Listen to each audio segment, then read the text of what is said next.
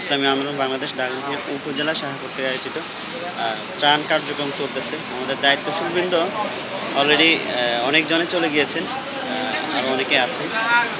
তো সব মিলিয়ে আলহামদুলিল্লাহ আমাদের কার্যক্রম চলমান, আপনারা কাজ করতে থাকুন।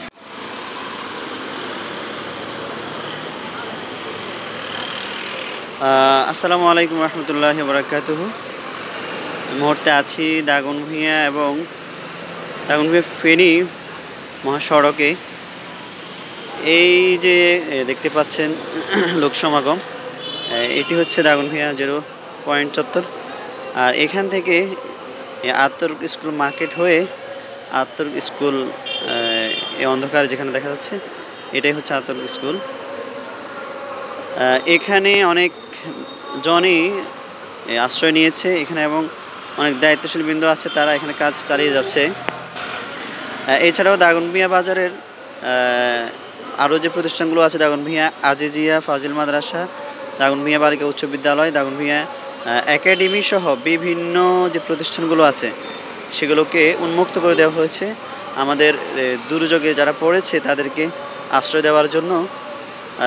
এখন আমাদের করণীয়গুলো হচ্ছে আমরা তাদের বিশেষ করে থাকার এবং খাওয়ার ব্যবস্থা নিশ্চিত করা।